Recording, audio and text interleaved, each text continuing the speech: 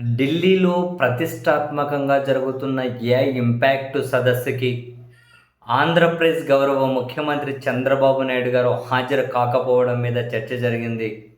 ప్రధాని నరేంద్ర మోదీ గారు ఇచ్చినటువంటి డిన్నర్ పార్టీ ఏదైతే ఉందో, కోర్స్ అది ఇంటర్నేషనల్ డెలిగేట్స్ని దృష్టిలో పెట్టుకొని ఇచ్చిన మన దేశానికి సంబంధించి చాలామంది అక్కడ అప్పీర్ అయ్యారు. తెలంగాణ ముఖ్యమంత్రి రేవంత్ రెడ్డి గారితో పాటు మహారాష్ట్ర ముఖ్యమంత్రి గారు మరికొందరు కూడా కనిపించారు. మరి ఇంత కీలక సమావేశాల్లో ఎక్కడా కూడా చంద్రబాబు నాయుడు గారు ఎందుకు భాగస్వామ్యం కాలేదు అనే చర్చ నడిచింది. దానికి ఈరోజు సమాధానం దొరుకుతూ ఉంది. చంద్రబాబు నాయుడు గారు ఏఐ సమ్మిట్లో ఈరోజు బిజీగా వాళ్ళను వీళ్ళను కొందరు పారిశ్రామికవేత్తలను కలవబోతూ ఉన్నారు. వాస్తవానికి నిన్న రాత్రి ఒక పెళ్లికి హాజరవ్వడం కోసం చంద్రబాబు నాయుడు గారు జైపూర్ వెళ్ళారు.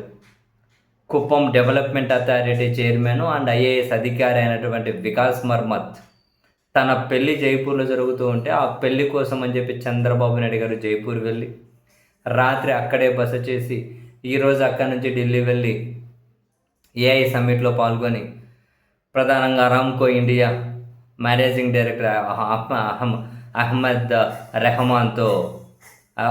అబ్దుల్లా రెహమాన్తో అరామ్కో ఇండియా దాని డైరెక్టర్ అబ్దుల్ రెహమాన్ తోటి సమావేశం ఉంది. మరికొందరు పారిశ్రామికవేత్తలను కూడా చంద్రబాబు నాయుడు గారు కలవబోతూ ఉన్నారు.